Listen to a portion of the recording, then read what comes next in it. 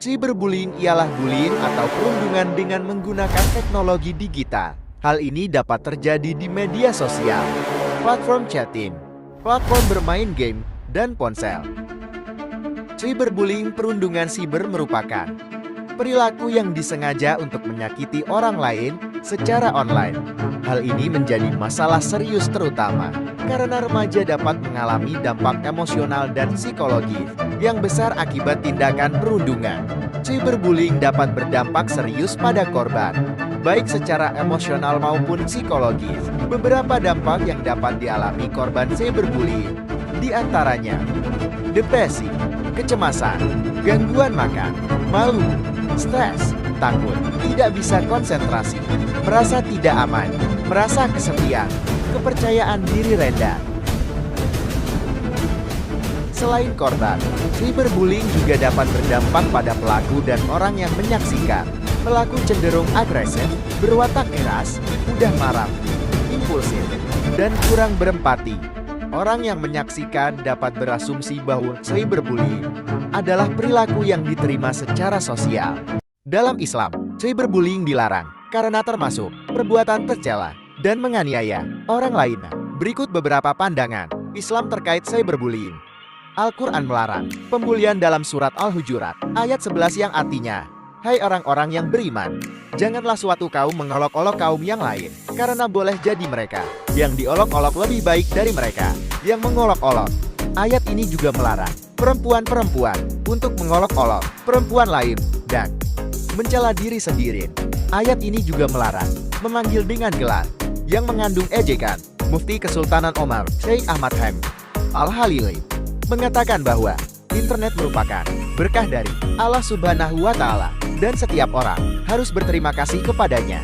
Buya Hamka dalam Tafsir Al-Azhar menyampaikan bahwa orang beriman akan selalu melihat kekurangan yang ada pada dirinya, sehingga tidak akan tahu kekurangan orang lain.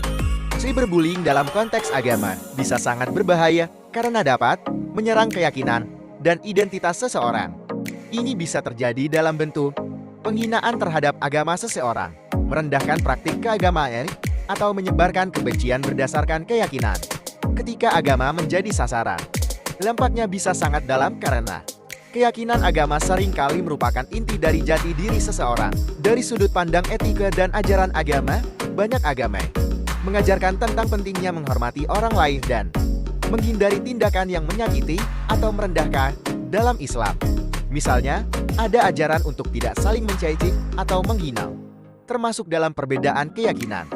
Hal ini serupa dalam agama lain yang mengedepankan toleransi dan penghormatan terhadap sesama.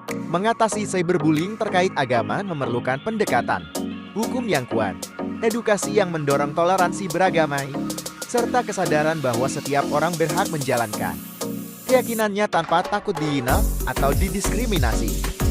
Pertama, menghidupkan ajaran agama di keluarga.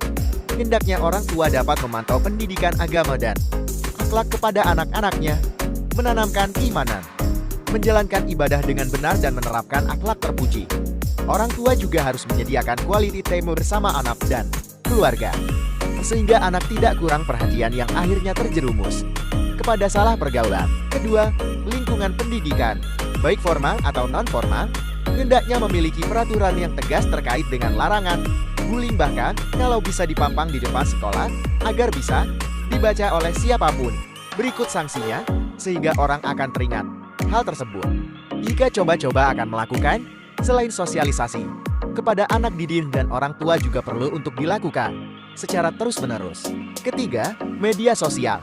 Hendaknya pemerintah memberikan sanksi yang tegas dengan peringatan keras atau memblokir konten yang ditayangkan apabila masih ada media sosial yang menayangkan kekerasan yang bisa ditiru oleh anak-anak. Keempat, lingkungan.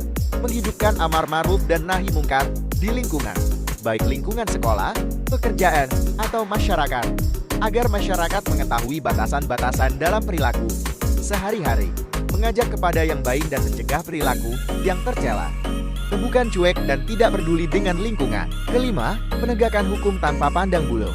Dari aspek hukum positif, sudah cukup banyak terdapat yang mengatur terkait perundungan. UU 23 tahun 2002 yang telah diubah dengan UU 35 tahun 2014 tentang perlindungan anak. Terkait perundungan, diatur dalam pasal 76 CEU 35 tahun 2014. Juga ada UU tentang etik.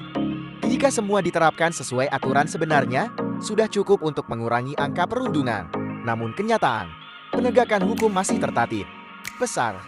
Larangan untuk membenci, meremehkan, dan mengolok-olok orang lain. Nilai-nilai menjunjung tinggi kehormatan kaum muslimin.